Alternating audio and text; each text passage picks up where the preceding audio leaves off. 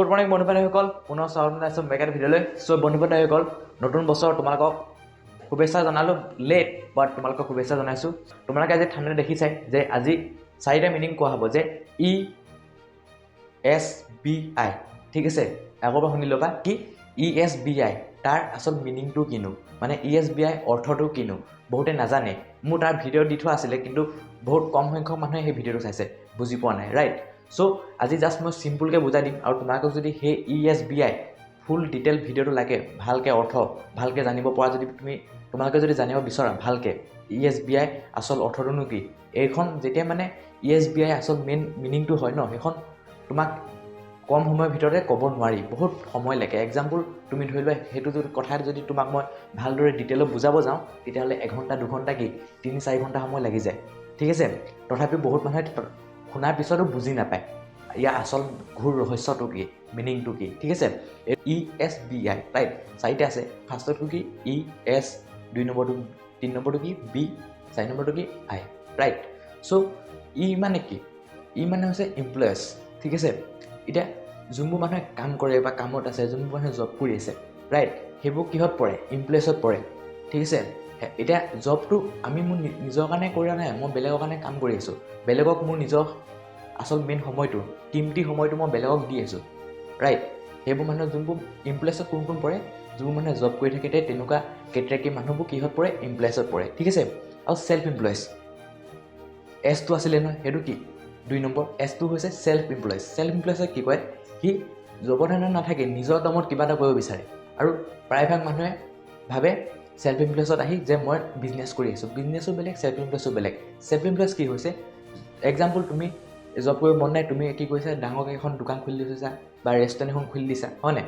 চ' তুমি তাত কি নিজৰ মালিক হয়, তুমি নিজৰ মালিক, কিন্তু তাত কি হ'ব, তুমি তোমাৰ নিজৰ মতে তুমি চলিব পাৰিবা। আজি যদি দোকান বন্ধ কৰিব মন গৈছে, বন্ধ কৰি দিব পাৰিবা, তোমাৰ নিজৰ মতে চলাব পাৰিবা, ৰাইট। তাত তুমি নিজৰ বছ হয়, তোমাৰ ওপৰত কোনো বছ নাই।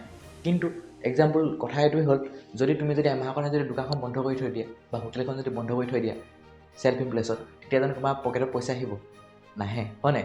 চ' তাতো কি আমি ৰেগুলাৰ লাগি থাকিব লাগিব, ৰাইট। কিন্তু মই তোমালোকে এতিয়া কি ক'লোঁ, দুটা কৈছোঁ, এটা হৈছে এমপ্লয়াৰ্ছ আৰু এটা হৈছে কি ছেল্ফ এমপ্লয়াৰ্ছ। কিন্তু দুখৰ কথা কি, আমাৰ গোটেই পৃথিৱীৰ 90% মানুহ ছেল্ফ এমপ্লয়াৰ্ছত আৰু এমপ্লয়াৰ্ছত সোমাই আছে, ঠিক আছে। এমপ্লয়াৰ্ছ আৰু ছেল্ফ এমপ্লয়াৰ্ছ তোমালোকে যোনটো দেখিছা, সেই দুটাত সোমাই আছে। আৰু গোটেই পৃথিৱীৰ 10% পইচাহে অকল এমপ্লয়াৰ্ছ আৰু ছেল্ফ এমপ্লয়াৰ্ছে খাব পাৰিছে, ঠিক আছে। তাৰ বাকী যোনটো দেখিছা যে বিজনেছ আৰু ইনভেষ্টাৰ, হয় নাই। বিজনেছমেন কি কয় আৰু ইনভেষ্টাৰ, তোমালোকে গম পাইছে ইনভেষ্টাৰে কি কৰে, যে পইচা থৈ আৰু ডাবল কৰে।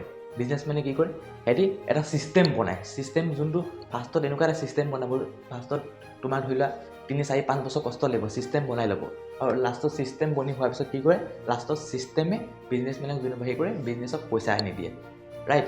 পইচা মানে কি, আমি পইচাৰ কাৰণে কাম নকৰে, বিজনেছমেন আৰু ইনভেষ্টাৰে পইচাই সিহঁতৰ কাৰণে কাম কৰে, তেনেকুৱা ছিষ্টেম কৰি দিয়ে। আৰু দুখৰ কথা কি, তোমালোকে চাব পাৰিছা বিজনেছ আৰু ইনভেষ্টাৰ গোটেই পৃথিৱীৰ 10% মানুহ সোমাইছে, জাষ্ট অনলি 10%। কিন্তু দুখৰ কথা এইটোৱে যে পৃথিৱীৰ 90% পইচা বিজনেছমেন আৰু ইনভেষ্টাৰ মানুহে খাই থৈ দিছে, নিজৰ পকেটত আছে, ঠিক আছে। সেইটো কাৰণে কি হৈছে, আমাৰ য'ত পৃথিৱীৰ এমপ্লয়াৰ্ছ আৰু ছেল্ফ এমপ্লয়াৰ্ছত আমি 90% মানুহ সোমাই আছোঁ, তাত ফচি আছোঁ। আমি অকল খাব পাৰিছোঁ 10% পইচা, জাষ্ট অনলি। আৰু বিজনেছমেন আৰু ইনভেষ্টাৰ সিহঁতি যোনটো ছিষ্টেম কৰি দিলে, বিজনেছমেনটো ছিষ্টেম বনায়, বিজনেছে ছিষ্টেম বনালে, আৰু ইনভেষ্টাৰে কি কৰিলে, পইচা ডাবল থৈ আকৌ পইচা দুগুণ বনাই ল'লে, ৰাইট। চ' সিহঁতৰ পকেটত কি হৈ আছে, 90% পইচা আমাৰ গোটেই 90% পইচা সিহঁতৰ ওচৰতে সোমাই আছে, ৰাইট। চ' তোমালোকে এই ভিডিঅ'টো কি বুজিলে তোমালোকে ক'বা, যে আমি যোনটো তোমালোকে দেখিছা ছেল্ফ এমপ্লয়াৰ্ছ আৰু এমপ্লয়াৰ্ছ, এইটো হৈছে এক্টিভ ইনকাম, ঠিক আছে। আৰু যোনটো বিজনেছমেন আৰু ইনভেষ্টাৰ, সেইটো হৈছে কি passive income, okay. Active income আৰু পেছিভ ইনকাম মানে এইটোৱে, মই জাষ্ট সৰু পাৰ্থক্য এটা কৈ আজি ভিডিঅ'টো সামৰিছোঁ, যে এক্টিভ ইনকামটো হৈছে যে মই যদি এতিয়া এক্সাম্পল ধৰা, মই যদি এতিয়া 60 বছৰ জীয়াই থাকোঁ, তেতিয়াহ'লে মই 60 বছৰ কাম কৰিব লাগিব, তেতিয়াহে মোৰ ওচৰত পইচা আহিব, সেইটো হৈছে এক্টিভ ইনকাম। সেইটো কি এমপ্লয়াৰ্ছ আৰু ছেল্ফ এমপ্লয়াৰ্ছ, ঠিক আছে। আমি তাত নিজৰ ছেল্ফ এমপ্লয়াৰ্ছত নিজৰ বছ হ'ব পাৰিম, কিন্তু পইচাই আমাৰ কাৰণে কাম নকৰে, আমি পইচাৰ কাৰণে কাম কৰিব লাগিব, ৰাইট। আৰু এমপ্লয়াৰ্ছত কি, আমি বেলেগৰ কাৰণে কাম কৰি আছোঁ জব কৰি থাকিলে, হয় নাই।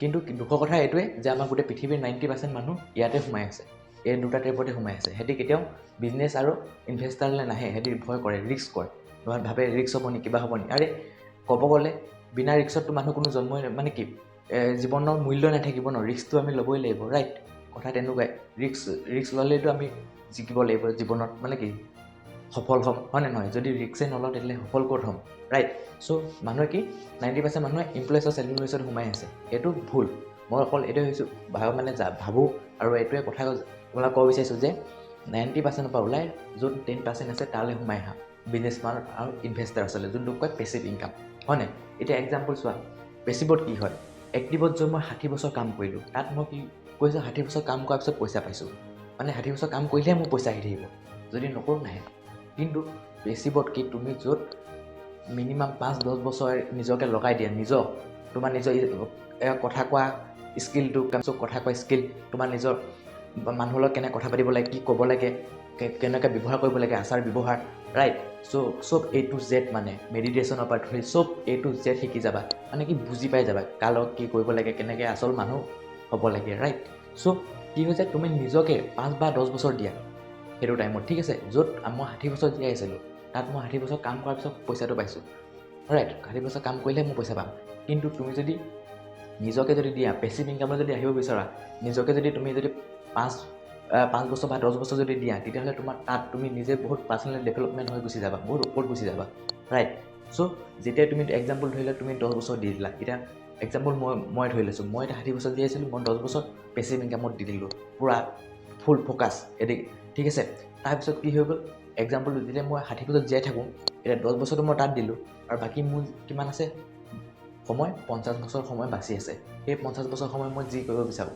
য'তে যাব বিচাৰোঁ ফুল মানে কি লাষ্টত কি হ'ব মই পইচাৰ কাৰণে কাম কৰি নাথাকিম পইচাই মোৰ কাৰণে কাম কৰিব কাৰণ মই অলৰেডি 10 বছৰত মই নিজৰ ছিষ্টেম বনাই ল'লোঁ ৰাইট আৰু চবেই নিজৰ ছিষ্টেম বনাই ল'লে চ' লাষ্টত আমি পেছিভ ইনকাম খাব পাৰোঁ লাষ্টত আমি কি 50 বছৰ এনজয় কৰি থাকিব পাৰিম এতিয়া বন্ধু বান্ধৱীসকল চইচ তোমালোকে কোনটোত থাকিব বিচাৰা এক্টিভ ইনকামত থাকিব বিচাৰা নে পেছিভত থাকিব বিচাৰা এইটো মই ভিডিঅ' বহুত কমত বুজাই দিবলৈ ট্ৰাই কৰিলোঁ জাষ্ট তোমাৰ 9 মিনিট বা 10 মিনিট হৈছে ভিডিঅ'টো ৰাইট চ' সেইখন ভিডিঅ'তে মই তোমালোকক যিমানখিনি পাৰিছোঁ নিজৰ ফালৰ পৰা সিমানখিনি মই তোমালোকক বুজাবলৈ চেষ্টা কৰিছোঁ আশা কৰোঁ তোমালোকে বুজি পোৱা আৰু ছেকেণ্ড তোমালোকে যদি ইয়াত যদি ফুল ডিটেইল এইটো ভিডিঅ'ৰ ওপৰত যদি লাগে ফুল ডিটেইল A to Z ভালদৰে যদি বুজিব বিচৰা তেতিয়াহ'লে মোক কমেণ্টত জনোৱা ঠিক আছে চ' মই তেতিয়া ছানডে দিন এটাত তোমালোকক এইটো ভিডিঅ'ত ফুল ডিটেইল দি দিম ঠিক আছে so' thank you so' much wish you well and Jai Hind